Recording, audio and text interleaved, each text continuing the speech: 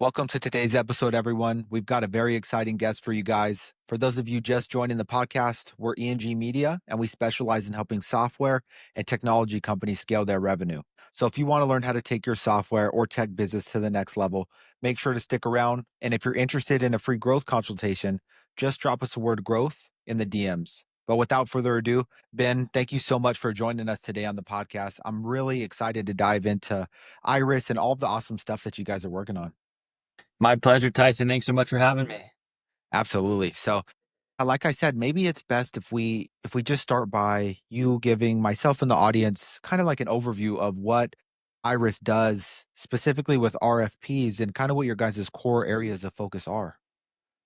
Absolutely. Iris is the first AI native strategic response platform. And what we do is contextualize the most up to date information a business has and use that to generate high quality sales artifacts, RFP responses, proposals, business case documents. We're relying on your latest product release notes, your latest client case studies, your latest marketing collateral and blog posts. And we're using AI to contextualize all of that knowledge so that we can help sales teams put their best foot forward to every prospect. It means hyper personalized, hyper bespoke materials across the entire buyer journey.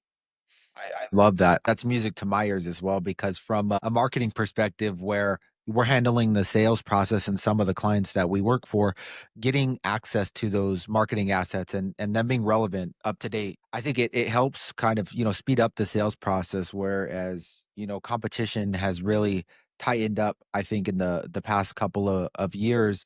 And I think you guys talk a little bit about that as well on LinkedIn, like the role of a go-to-market team isn't always just the marketing. It's a lot of efficiency, I guess, that needs to be present for them to be more effective and in order to get results and close deals, really. And so it's cool to hear how you guys are leveraging AI to contextualize a lot of these businesses, like their data, to where they're able to leverage it in their sales process. And more specifically, I took an interest to what you guys are doing with RFPs. I think the last time that we had connected, you mentioned that you've taken the standardized process from 32 hours to really draft up, an RFP down to 1 to 2 hours. So could you maybe speak to like why, really it takes 32 hours in the first place and kind of what you guys have done to buy down like that massive time gap? The biggest hurdle in getting to draft in an RFP and why it takes a team 32 hours is the amount of disparate information that's required across so many different subject matter experts in your company. And so 32 hours is also encompassing an average of 9 individual people in a company who are contributing to Okay. that RFP. And it requires insight from legal on the questions about the compliance section, and your engineering team on the questions about your product, and your account management team on the questions about your experience, and the marketing team on the questions about case studies and client examples. And so when you first start working on an RFP, you have to start delegating all of these sections of the RFP out to the right people. Then you get everyone's drafted content. And because it was written by 9 different people, it sounds like it was written by lots of different people. And so it's almost like an incoherent Frankenstein draft. And so the next thing you have to do is actually read through all of that aggregated context and rewrite it and reshape it so that it sounds coherent, it's styled appropriately, and it sounds like it was written fluently by one person. And all of that can take at least 32 hours across 9 individuals just to get to the point where you have something that you think you're ready to submit. Oh my gosh, yeah. So I think like the biggest thing that sticks out to me is the amount of people and like siloed information that gets put into one contextualized document and making sure that that flows and sounds good. I could see where that 32 hours comes from. And I always love to highlight like a specific use case around, some of the companies that you work for. So I noticed there was a case study on your guys' website for build ops where you down their RFP time by over 60%. So I mean more than half. I would love, and if you're able to kind of maybe break down what their situation was, maybe just like in a sentence, kind of what they do and how you guys were able to achieve that. Definitely. BuildOps is one of the fastest growing software companies in the country right now. They replace clipboards on construction sites with iPads. So Oh, wow. they're selling very complex enterprise tech into a more legacy antiquated industry. It requires quite a bit of complexity in getting their prospects bought in, and a lot of their sales cycles flow through RFPs and security questionnaires. As their team has grown so rapidly, Mhm. they've thus dramatically increased the volume of requests like these that Iris needs to process. And so not only are they able to save 60% on getting through an RFP, their actual quota bearing sales reps are also saving about 10 hours a week because Nice. of Iris, because they're no longer having to manage the process of an RFP. So typically, you have your subject matter experts pulling in all the accurate information, you have a marketing person doing all the writing, and you have a sales rep doing the actual project management, making sure deadlines are met, every I is dotted and T is crossed, and all of that happens automatically in our platform. Oh, wow. And like, if there is anybody that's watching this and maybe they're interested in kind of seeing how some of this works, I'm assuming that do you guys have like the option, for them to book a demo or like what would be the best call to action if anybody did want to learn more, maybe they're a software company, maybe they sell some type of technology on your website, I'm sure they can get in contact with you guys, right? Certainly. You can get in contact on our website, heyiris.ai. We also love when people try our software. If you reach out to us, you'll be able to run your first RFP for free on our platform. Our customer success team will work directly with you on onboarding and implementation, and we'll show you how you'll see these time savings and increase the quality of what you're responding on your first project. I love that. I love that on one hand, you've got quantifiable results in the amount of time that you're saving these sales teams. But I think even from maybe something that's not so apparent, and I like to call it like invisible progress, as somebody who's done sales before in the past, saving that 10 hours it's not only a time saving initiative, really, it's also like the energy that you have and the energy that you're able to bring into the other sales activities that kind of matter more and drive the results as well. So I bet that the Absolutely. there at Build Ops is really thankful to have partnered with Iris. Absolutely. It's been great working with their team. We're now rolling out to some additional teams at their company. Their customer success team is starting to use Iris to help understand what was promised to the client in the RFP process. We have some really exciting announcements coming up in our work with them soon.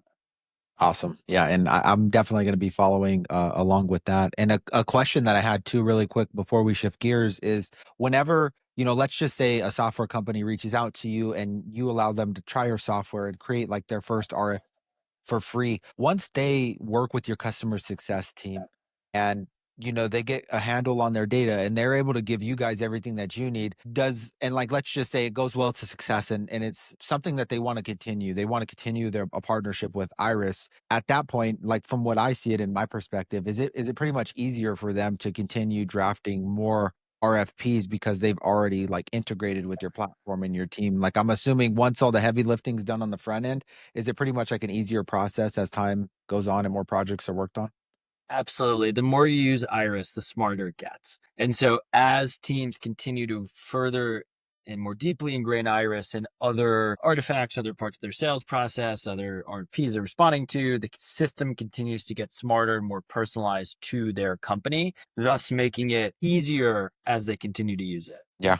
No, that is so awesome. I think it's definitely something, and it's genius on your guys' end as well because you decrease like the amount of risk and effort from these sales teams on the front end, and then the next projects that they work on, and as they continue to establish a relationship with you, it almost seems like it gets easier and easier. So that's Absolutely. and one thing that I wanted to cover as well is your guys' partnership with, and I know like we talked a little bit about it outside of the podcast, but could you maybe highlight, what that partnership looks like? Absolutely.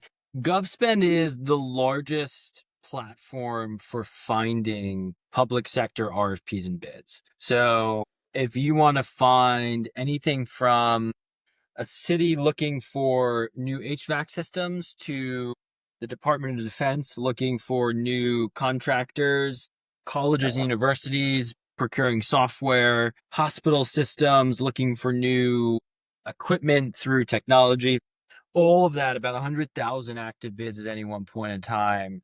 are findable and searchable on GovSpend's platform. And so what we enable our partners to do is find opportunities in GovSpend and in one click send them to Iris to start drafting responses. And Oh, it's been transformative for businesses. It's a real 1+1 = 3 partnership where instead of having a really segmented experience where you have to find RFPs, but you don't magically have more people to respond to them, or in our case, we save our clients time responding to them. So now they want more. Now together, you're able to do both under one umbrella solution. oh, wow. Yeah, that's I mean, like you said, 1+1 = 3 in that scenario. And how were you guys able to, like, develop the partnership with GovSpin? Is that something, like, that did you connect with them through, like, industry connections, or would you mind kinda sharing what that looked like? Yeah. I had been a GovSpend customer myself in my last company. Okay. And I was using GovSpend to help find colleges and universities that, we thought would be a good fit for our software. And so I reached out to the folks I had worked with there and said, "Hey, I remember me as your customer. If you remember, one of my challenges was I found all these new bids, but I didn't have anyone to respond to them. Now I built a platform that helps respond to them. We should talk about partnering." And the rest is history, as they say. Awesome. Yeah, I probably should have given you some context as well. I come from more of a marketing background, so I'm always interested to understand like how these partnerships are forming. And I love that you've been able to like you were a user of GovSpend before you actually partnered with them, so you had a deep understanding, and it kind of sounds like it helped you grow your business as well. And kind of on that topic as well, have you guys found any specific marketing strategies like that have allowed you to build relationships with potential new customers and like lead with value on the front end that have helped you grow to the point you are now? Because I know you've been running the company for over 2 years up to this point. And so, from a marketing perspective, have you guys had any strategy around bringing awareness and getting in front of your ICP that maybe we could cover on this podcast? So we launched a whole thought leadership initiative a few months ago, and the results have been really well received by the community. We've increased our following on all social platforms and so on and so forth. We've also been working on sponsoring some community events, so where it makes sense, showing up, hosting dinners, hosting happy hours. And for us, we want to give back to the community as much as possible. As I always say, we exist because they exist. If there weren't people who needed our software and were using it every day, then we wouldn't need to have a company on this. So we try to sponsor and be involved in the community as much as we can. I love it. I love it how it's simple. I always joke that there's no secret sauce, in relation to, like, the marketing strategy and getting in front of your customers. I think, like, conferences and events, and in-person gatherings are gonna continue to increase in popularity as, like, everything gets more digital, with AI Absolutely. information. And so I love just to hear that get, kind of reconfirmed. And, shifting gears to my next question, I would love, and if you could share any type of new initiatives that you guys have coming out in the next 12 months. I know some of them, like, maybe we can't cover, but if there is anything that you could cover that maybe you want to let the audience know about, I think that it would be interesting considering what we know, of everything you guys are working on currently.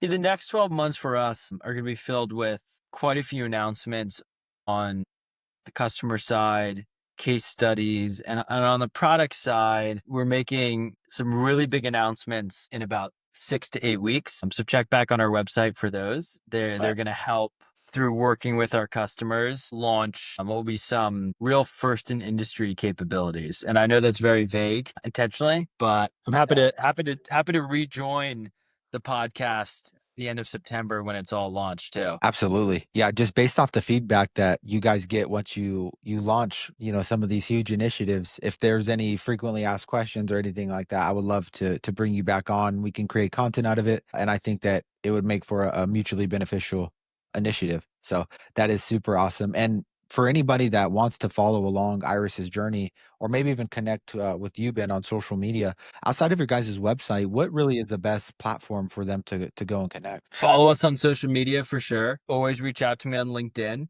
You can find me there. I read and respond to just about every message I get. And, that's where we post most of our content. Awesome. And I'll be sure to include links in the descriptions to all of your guys' stuff. I highly recommend that anybody that watches our podcast go check out Iris and all the awesome things that they're working on. But really, before we wrap this up here, Ben, is there anything else that you would like to cover, or anything you would like to leave the audience with in relation to Iris, or just in general? Last thing I always like to say is we know everyone's in a different phase in their AI journey. Some people have tried it and loved it. Other people haven't tried it at all. Some people have tried it and think it's really bad. For most of our customers, we are the first truly AI native platform that they're using day to day in their job. And so if you're curious about AI, if you're skeptical, if you're excited, no matter what your sentiment is, reach out to me. I'd love to talk to you about it. Love to show you how we use AI in our platform, why that's led to some of the results that we've seen, and see if we can get you excited. I love that. I appreciate you giving, the audience that option as well. Because same thing, most people that I've talked to aren't, they haven't, they're early on in their AI journey, and they don't really know, they know they want to use it, but they don't really know where it would make the most sense in their business. So hopefully, people can reach out. Like I mentioned, I'll include all of your contact info in the description. But Great. other than that, guys, that's, pretty much there you have it. Ben, thank you so much for your time, and really for your Absolutely. input. Awesome, Thank guys. you. I really appreciate you having me on. Absolutely. So we will catch you guys in the next video.